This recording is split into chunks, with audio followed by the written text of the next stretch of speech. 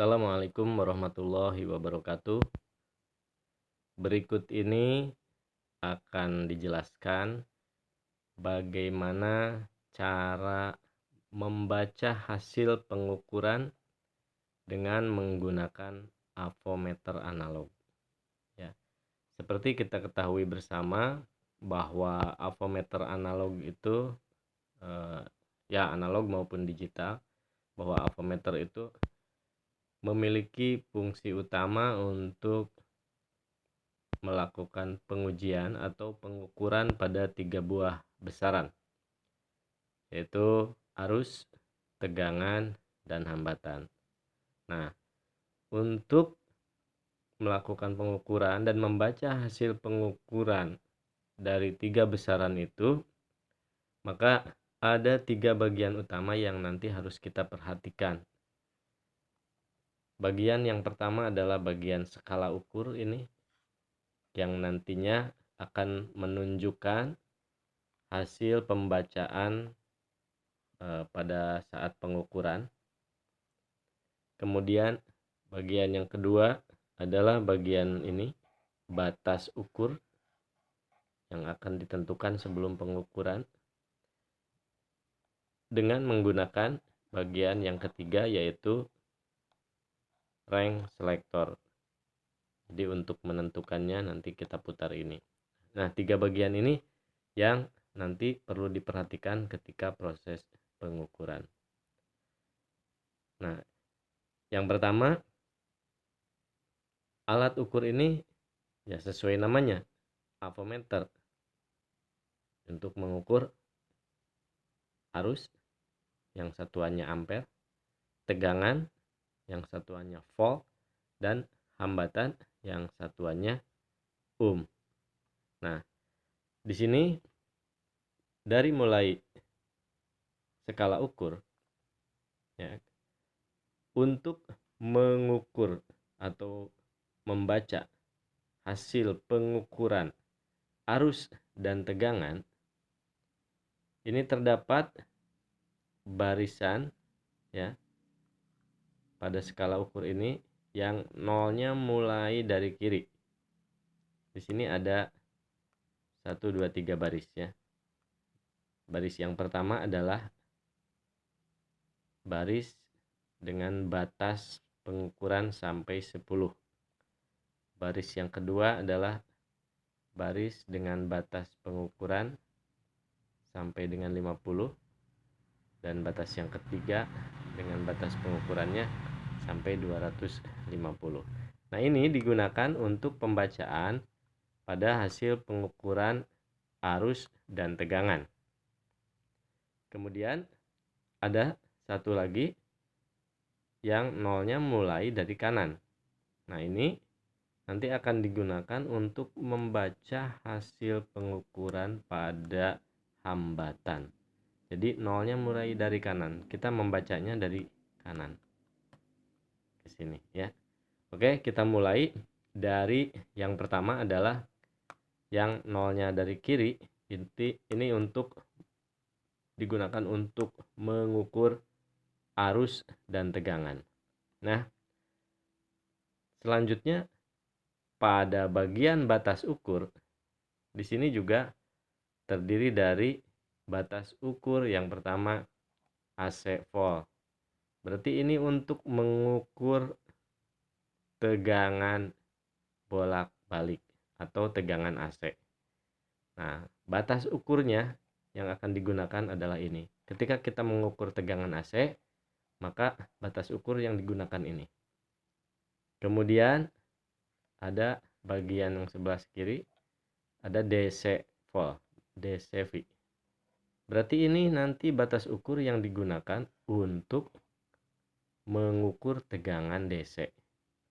Jadi kalau kita mau mengukur tegangan DC, otomatis range selektornya harus diputar ke wilayah ini ya, dengan batas ukurnya sampai mana sesuai dengan kebutuhan ya.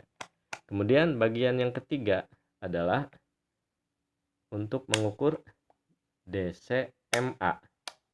Ini berarti miliampere untuk pengukuran arus. Arusnya arus DC. Ya, jadi untuk pengukuran arus DC, batas ukurnya nanti di sini. Ya. Dan yang terakhir adalah untuk pengukuran hambatan. Nah, untuk pengukuran hambatan, batas ukurnya ada di sini. Kali 1, kali 10, kali 100, dan seterusnya. Jadi, batas ukur yang digunakannya ini. Ya. Nah, kita akan coba bagaimana membaca hasil pengukuran pada skala ukur ini.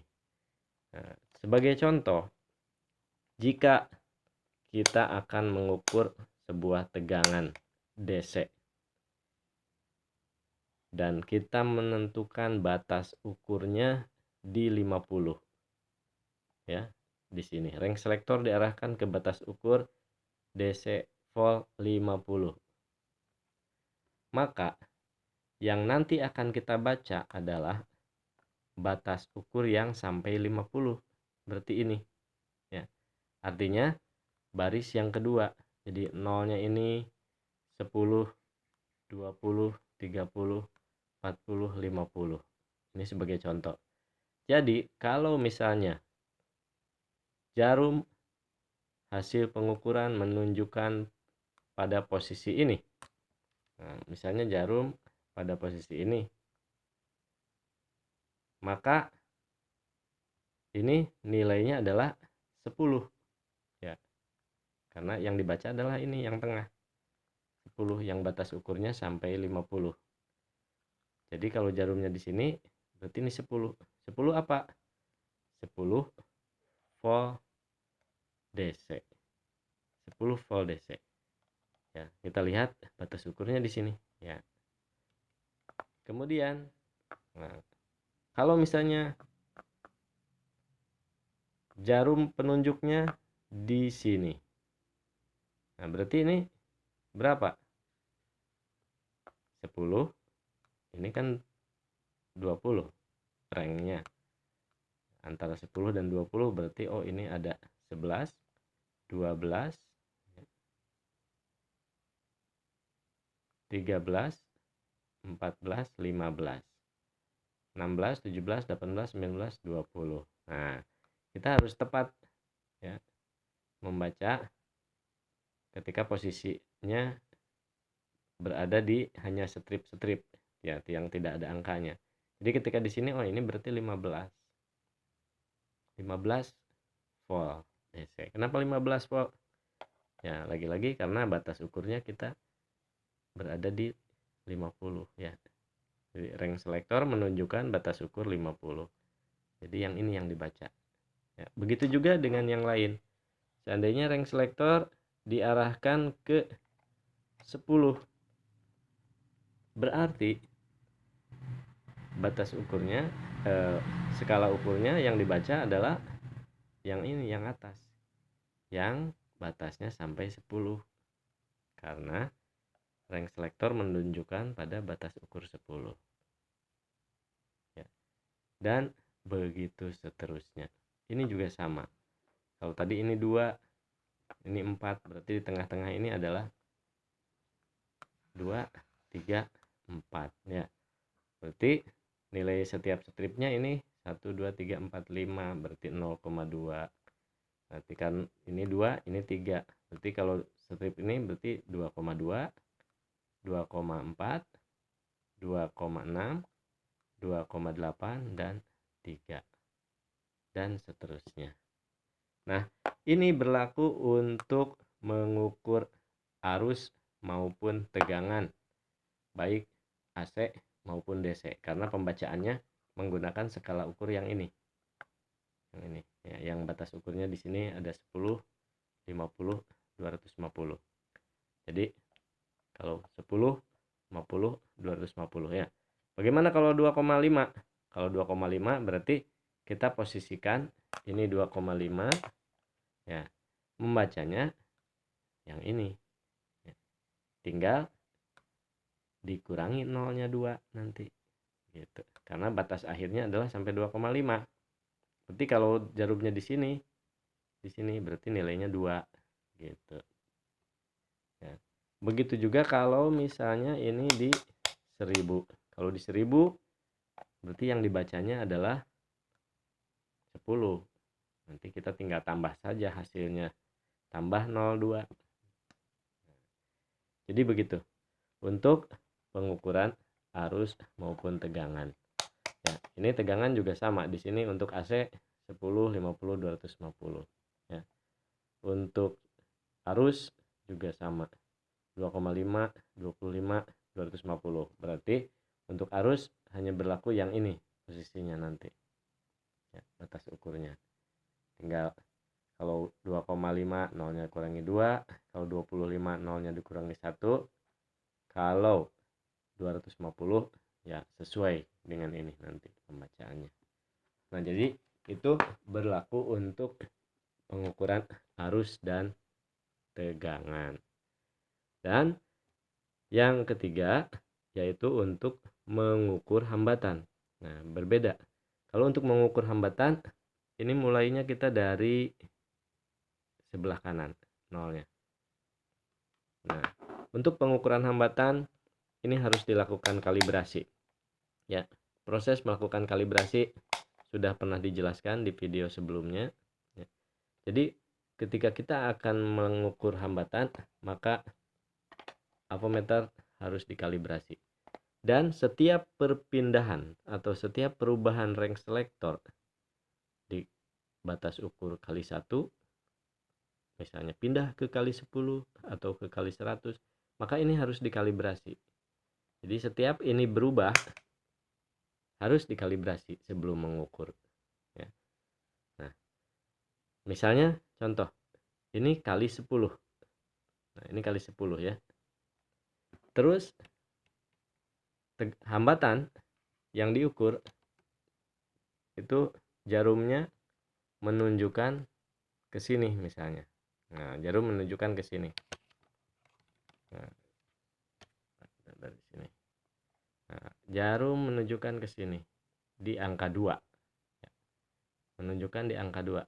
Berarti ini 2 kali 10. Artinya nilai hambatannya adalah 20 ohm. Karena 2 kali 10. Ya. Kalau misalnya ininya berubah ke kali 100, berarti dikalibrasi lagi. Dan setelah diukur menunjukkan ke sini jarumnya, ke angka 10. Artinya berarti ini 10 dikali 100. Jadi 1000 ohm atau 1 kilo ohm. Dan ini juga sama, pembacaan strip-stripnya kita tinggal perkirakan. Dari sini, dari mulai 0, ini 0 ya. Berarti ini 1. Berarti setiap stripnya bernilai, nah ini 1, 2, 3, 4, 5, bernilai 0,2. Berarti ini 0,2, 0,4, 0,6, 0,8, 1. 1,2, 1,4, 1,6, 1,8, 2. Nah, dari 2 ke 3 hanya ada 2 kolom atau 1 strip. Berarti nilainya dalam setiap stripnya ini adalah setengahnya. Berarti 2, 2,5, 3, 3,5, 4, 4,5, 5. Nah, ini dari 5 ke 10. Berarti ada rentang berapa di sini? Oh, 5 ada 6, 7, 8, 9. Berarti 5. Oh, ini 6. Berarti ininya 5,5. 5, 5,5, 6, 6,5, 7, 7,5, 8, 8,5, 9, 9,5, 10 dan seterusnya. Ya. Berapapun nanti hasilnya di sini. Misalnya di sini 5, 6, 7. 7 kita lihat di batas ukur berapa. Oh, kali 100. Berarti 7 kali 100 ya 700. Gitu ya nilai hambatannya. Kalau kalinya kali 1K. Ini 1K artinya 1000. 10K artinya 10.000. Berarti tinggal dikali 1000. Tadi hasilnya 7 dikali 1K. Berarti 7K atau 7.000. Ya, 7 kilo ohm atau 7.000 ohm. Ya. Jadi itu bagaimana cara membaca hasil pengukuran arus, tegangan, dan hambatan pada avometer analog. Semoga videonya bermanfaat dan semoga dapat dipahami. Terima kasih. Wassalamualaikum warahmatullahi wabarakatuh.